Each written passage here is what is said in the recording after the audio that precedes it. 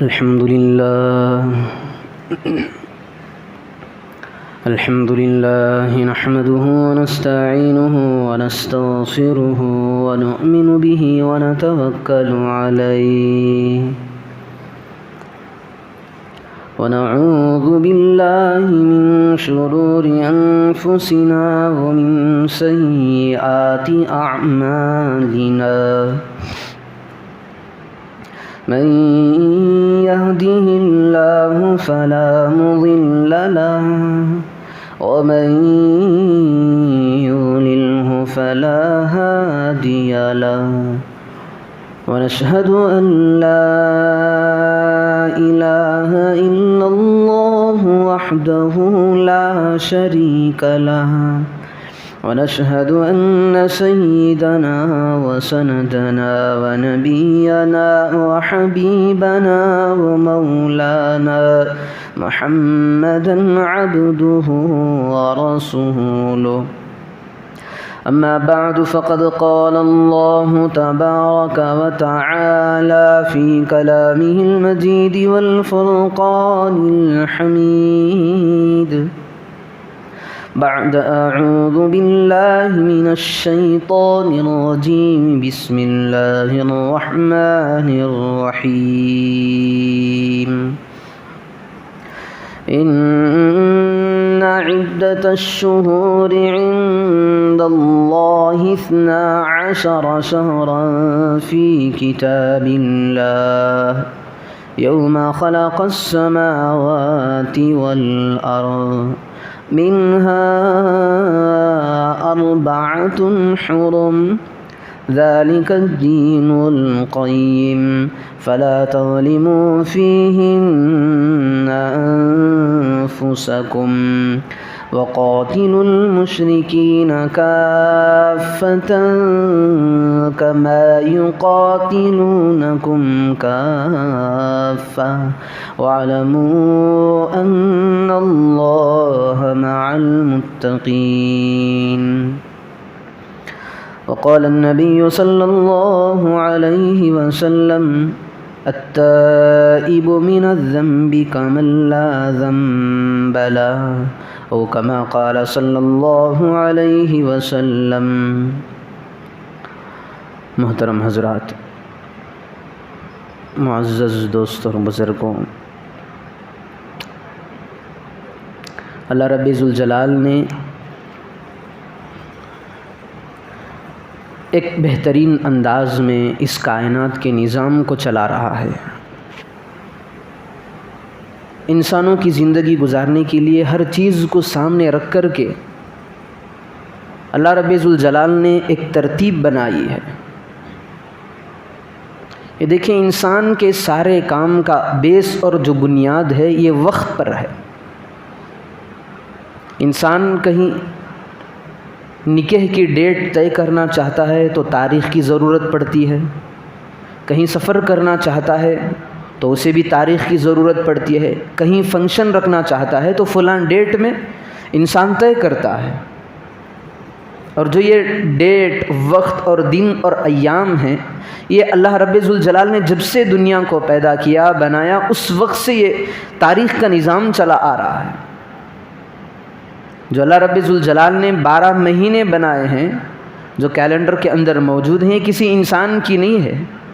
یہ تاریخ، یہ دن، یہ 12 مہینے، سال 12 مہینوں کا ہوتا ہے. یہ کسی نبی کی بات نہیں ہے، یہ خود اللہ رب ذوالجلال نے آسمان و زمین کو پیدا کرنے کے بعد جس دن پیدا کیا اسی دن یہ طے کر دیا تھا کہ جو سال ہوگا یہ 12 مہینوں کا ہوگا.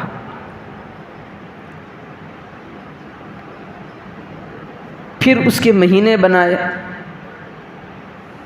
اسلامی مہینوں کے، اسلامی تاریخ کے اعتبار سے جو مہینہ شروع ہوتا ہے یہ محرم الحرام کا ہوتا ہے.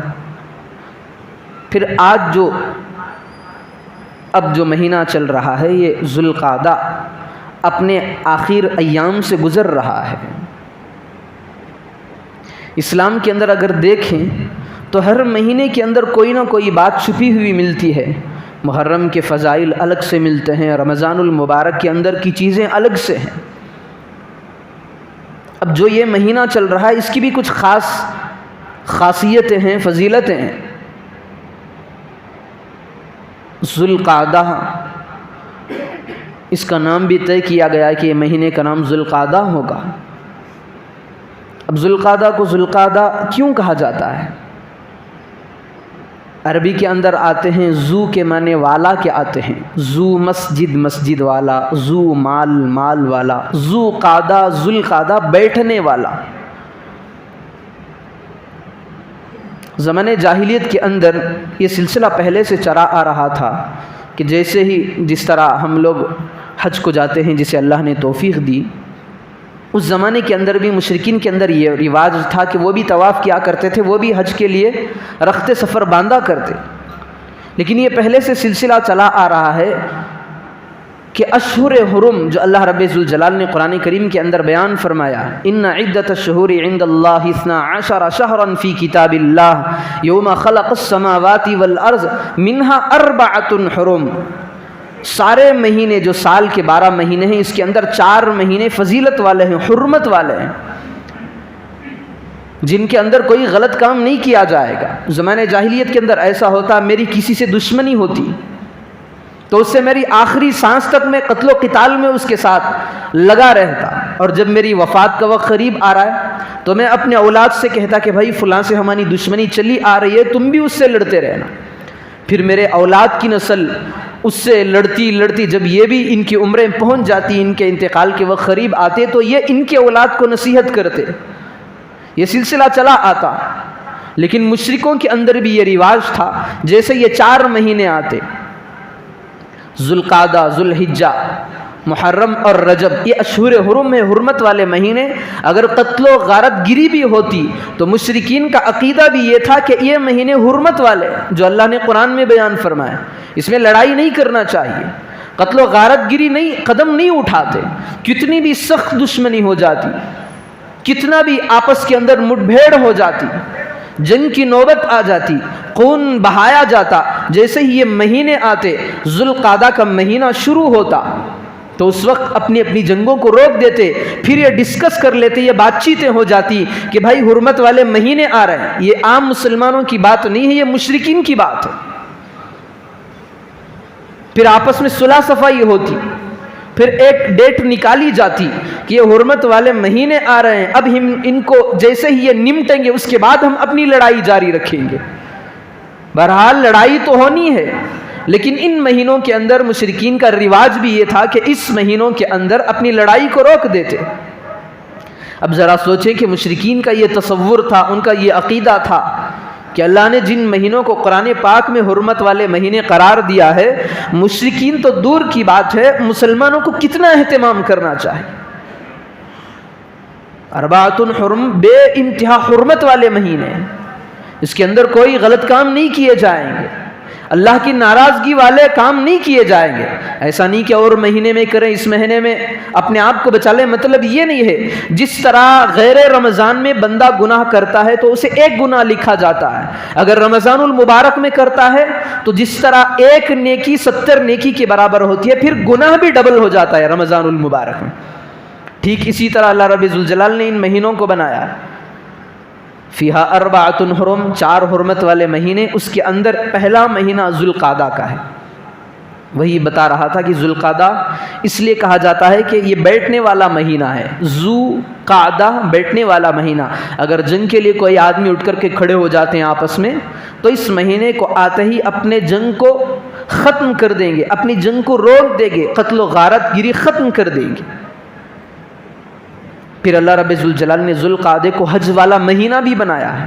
حج کے 3 مہینے ہیں، ذوالقعدہ، ذوالحجہ، پھر محرم کے شروع کے دن، یہ بھی فضیلت ہے۔ پھر تیسری فضیلت یہ ہے کہ اللہ کے پیارے حبیب صلی اللہ علیہ وسلم نے اپنی زندگی میں 4 عمرے کیے ہیں۔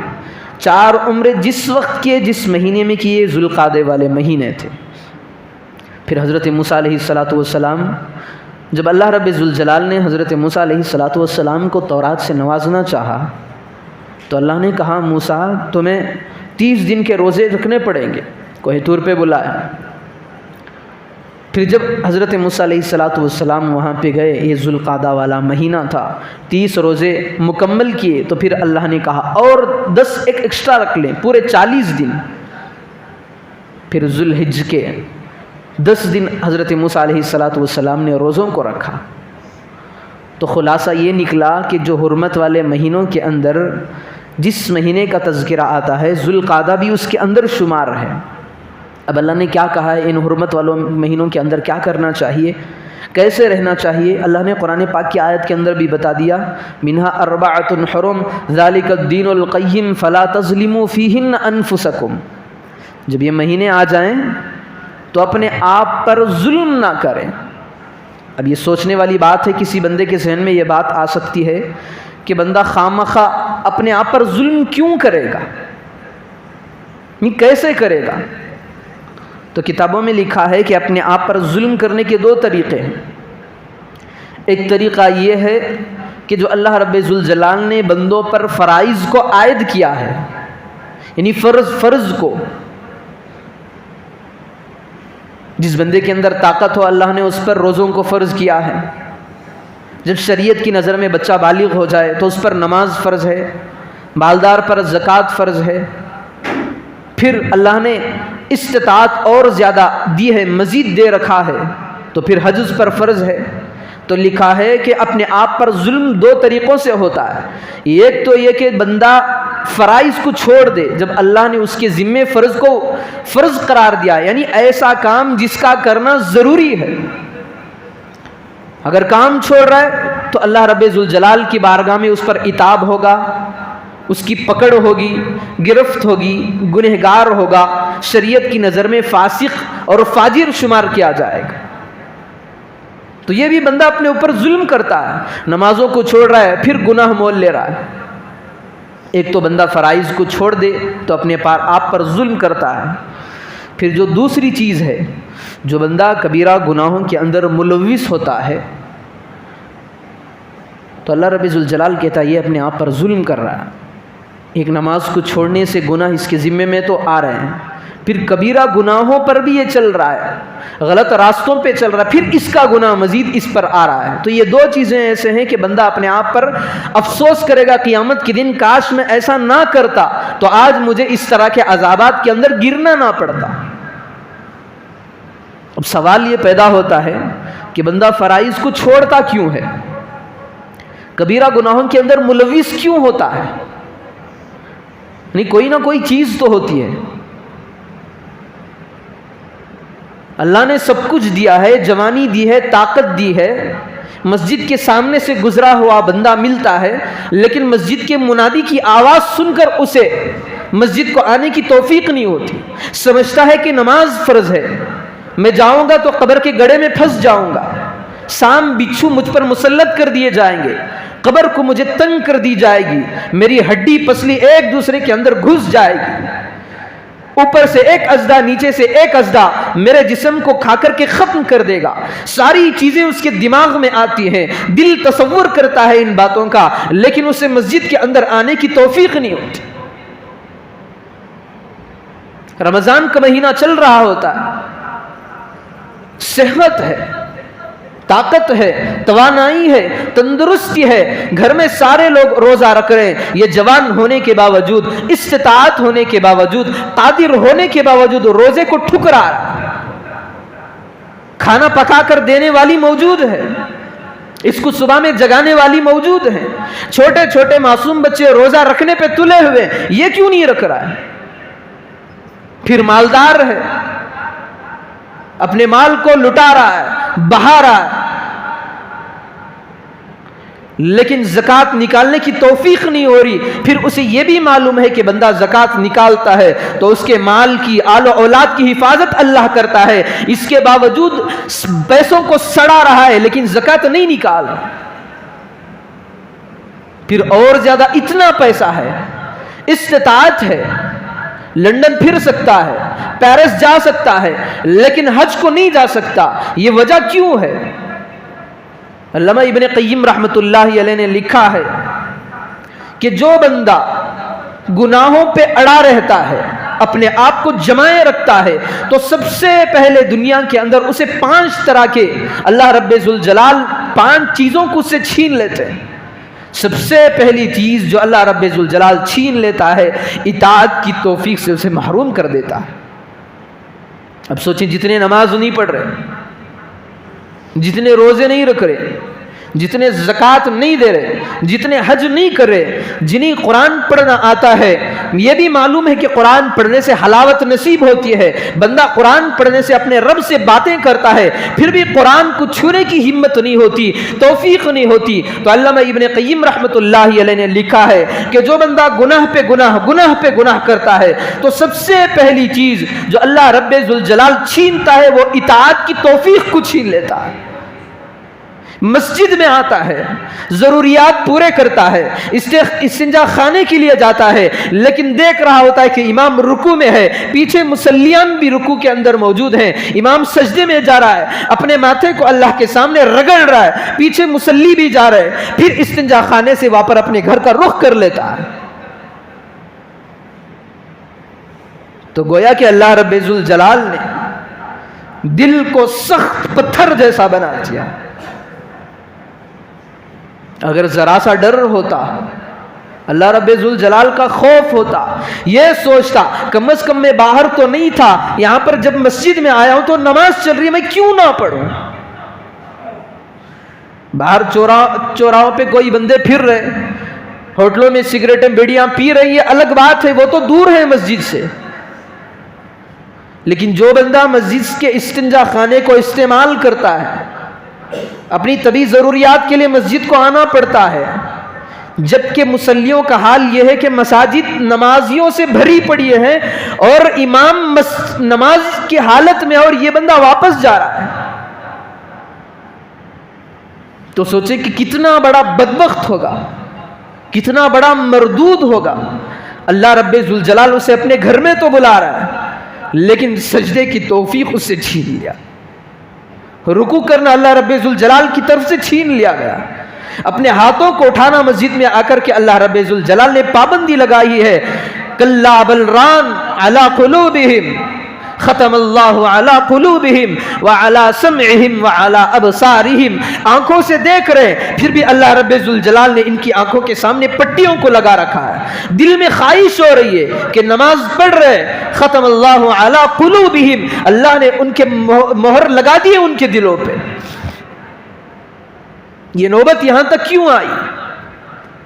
کیونکہ گناہ پہ گناہ کرتا رہا، کبھی اپنے دل کو بدلنے کی کوشش نہیں کرتا رہا، تو سب سے پہلا کام، سب سے پہلی جو اللہ نے اس سے چھینا ہے، یہ طاعت کی توفیق کو چھین لیتا۔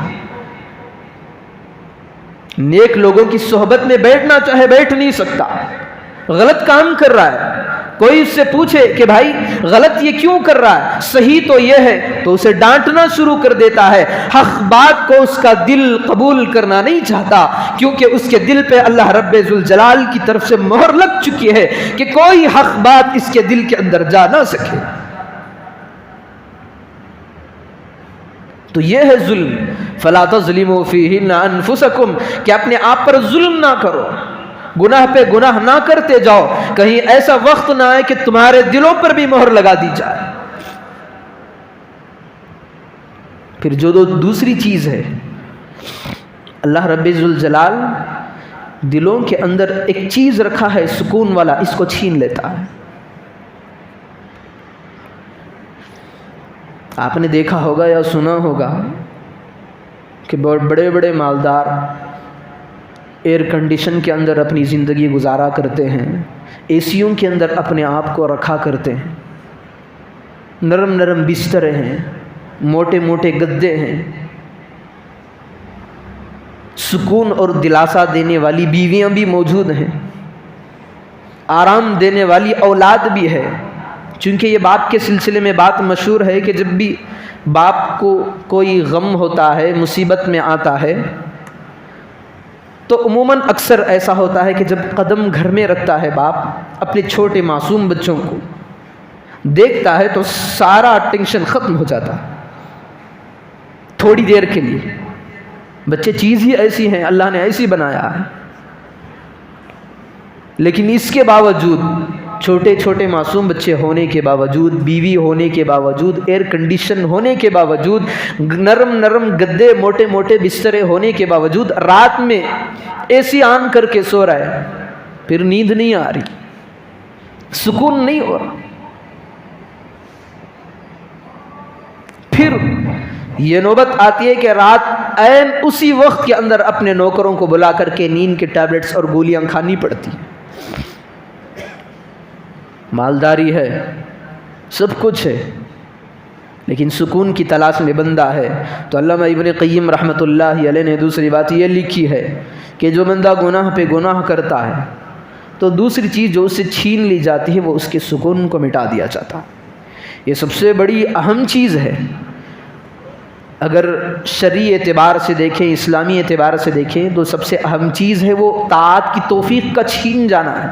پھر جو دوسری چیز آدمی زندگی گزارتا ہے، اللہ رب ذوالجلال نے دن و رات کو پیدا کیا، ایک مقصد کی خاطر پیدا کیا۔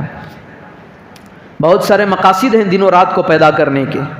ایک مقصد دن کو بنانا یہ ہے کہ دن میں معاش کی طرف آگے بڑھیں، اپنی روزی خود کمائیں۔ اللہ نے دن کو اسی لیے بنایا، رات اس لیے بنایا کہ جو الجھن میں ہوتا ہے بندہ، ڈپریشن کا شکار ہوتا ہے، دن بھر میں کاموں کو کر کے تھک جاتا ہے، ہار جاتا ہے، اپنے جسم کے اندر تھکاوٹ کو محسوس کرتا ہے، تو رات اللہ نے اس لیے بنایا کہ جب بندہ سوتا ہے صبح میں اٹھتا ہے تو اس دن جو ٹینشن اس کے سر پر جسم میں موجود تھے سارے ختم ہو جاتے ہیں۔ لیکن اس کے باوجود، رات کو بنانے کے باوجود سکون کا میسر نہ ہونا تو یہ اللہ رب ذوالجلال کی طرف سے ہے، بندے کے سکون پہ مار ہے کہ اس کا سکون چھین لیا جاتا۔ تیسرے نمبر پہ آئیں، پھر اللہ رب ذوالجلال مال کے اندر کی برکت کو ختم کر لیتا ہے۔ گھر میں کل 12 افراد ہیں، عورتیں، بچے، جوان، یعنی جتنے بھی پیشہ ور ہیں، کمانا چاہتے ہیں، 12 افراد ہیں۔ 12 کے 12 لوگ باہر جاتے ہیں کمانے کے لیے، واپس آتے ہیں تو روزانہ کی جو پونجی ہوتی ہے، جو کمائی ہوتی ہے، اس کو ایک طرف رکھتے ہیں، وہ کسی دن ٹک نہیں پاتی۔ کوئی نہ کوئی ہر دن کے تقاضے اتنے بڑھنے لگتے ہیں کہ جتنا کما رہے 12 آدمیوں کی کمائی ایک دن کے اندر ساری چیزیں ختم ہو جاتی ہیں۔ پھر بندہ پریشان ہے، کیا کرے؟ ہم کما تو رہے لیکن برکت نہیں ہے زندگی کے اندر۔ اس کے بالمقابل جو بندہ نیکوکار ہوتا ہے، اپنے آپ کو بنانا چاہتا ہے، اپنے ماتھے کو اللہ رب ذوالجلال کی درگاہ کے اندر رگڑتا ہے، رو رو کے گناہوں سے معافی کی بھیک مانگتا ہے، اس کی زندگی کے اندر دیکھیں صبح سے لے کر شام تک کے کچھ 100 روپیہ اس کی زندگی میں آتے ہیں۔ قسم خدا کی اللہ رب ذوالجلال نے اسے طاعت کی توفیق بھی دے رکھی ہے، سکون، میٹھی نیند بھی سلا رہا ہے، تہجد میں اٹھا رہا ہے، مال میں برکت 300-400 کمانے کے باوجود اپنی ساری زندگی اس کی سکون کے ساتھ گزر رہی ہے۔ ادھر 12 لوگ کما رہے ہیں، ادھر ایک بندہ کما رہا ہے۔ پھر چوتھی جو چیز ہے، اللہ رب ذوالجلال وقت کی برکت کو ختم کر دیتے ہیں۔ بندہ سوچتا ہے کہ فلاں دن مجھے یہ کام کرنے ہیں، میں اٹھوں گا، یہ ٹائم ہوگا، یہ ٹائم سے اس ٹائم تک میرا فلاں کام ختم ہو جائے گا، دوپہر سے لے کر عصر تک اتنی بڑی پرابلم ہے، اسے سالو کر کے آؤں گا۔ لیکن جیسے ہی دوسرا دن اٹھتا ہے، شام تک کا وقت گزر جاتا ہے لیکن ایک کام بھی سے ہو نہیں پاتا۔ تو اللہ رب ذوالجلال جو وقت تھا اس کے اندر کی برکت کو ختم کر دیتا ہے۔ پھر آگے جو آخری چیز ہے، اللہ رب ذوالجلال نعمتوں کو چھین لیتے ہیں۔ جتنی بھی نعمتیں اللہ اس پر نچھاور کر رہا ہے، ساروں کے اندر دھیرے دھیرے برکت ختم آ جاتی ہے۔ زندگی ختم ہو گئی، اللہ نے جوانی دی وہ بھی ختم، صحت دی تھی وہ بھی ختم۔ آج کل نوجوان ایسے ملتے ہیں، اگر نوجوان ہے تو کھڑے ہونے کے باوجود بیٹھنا چاہتا ہے، گڑگوں میں درد۔ نوجوانی کا عالم یہ ہے، بیٹھ کر اٹھنا چاہتا ہے تو آنکھوں پہ اندھیرا چھا جاتا ہے۔ یہ باقاعدہ ایسے نوجوان ملیں گے، تحقیق آپ کریں۔ ڈاکٹرز کہتے ہیں کہ آج کا نوجوان ایسا ہے، بیٹھا ہے تو کھڑا نہیں ہو سکتا، اس کے آنکھوں پہ اندھیرا چھا جاتا ہے، سر چکرانے لگتا ہے۔ بیٹھا ہے تو کھڑے ہونے کی طاقت نہیں، کھڑا ہے تو بیٹھنے کی طاقت نہیں، گڑگوں میں درد۔ دوسری طرف اللہ رب ذوالجلال کو جتنی ناراض کرنے والی چیزیں، ساری چیزیں اس کے اندر موجود ہیں۔ تو اب بتائیں اللہ رب ذوالجلال ایسے نافرمانوں کو، ایسے فاسق و فاجر کو صحت میں برکت دے گا، یا سکون کے اندر رکھے گا، یا طاعت کے اندر اسے توفیق دے گا، یا پھر اپنی بارگاہ سے یا درگاہ سے بھگا دے گا؟ پھر ہم دعائیں کرتے ہیں، ہماری دعائیں نظر آتی ہیں کہ کوئی دعا ہماری قبول نہیں ہوتی۔ اس کی بھی وجہ ہے، ہم سمجھتے ہیں کہ ہم رو رو کر کے، چیخ چیخ کر کے اپنے آنسوؤں کو زار و قطار بہا رہے ہیں، لیکن اللہ رب ذوالجلال ہماری سنتا ہی نہیں ہے۔ جبکہ اللہ رب ذوالجلال کہتا ہے ادعونی استجب لکم، دوسری جگہ کہتا ہے وَنَحْنُ أَقْرَبُ إِلَيْهِ مِنْ حَبْلِ الْوَرِيدِ، ہم تو اپنے بندے کے شہرک سے بھی زیادہ قریب ہیں، ہم کیوں نہ سنیں؟ اللہ بیٹھا ہی اس لیے کہ میں بندوں کے حاجات کو پورے کرے۔ اللہ آسمانوں سے اتر کر کے بندوں کے لیے اعلان کرواتا ہے هل من مستغفر، ہے کوئی مجھ سے مغفرت طلب کرنے والا، ہے کوئی در در کا ٹھوکر کھا کر کے میرے دربار میں آنے والا، میں اس کی بخشش کر دوں؟ ہے کوئی مجھ سے رزق مانگنے والا کہ میں اس کے رزق کے سارے مسائل کو حل کر دوں؟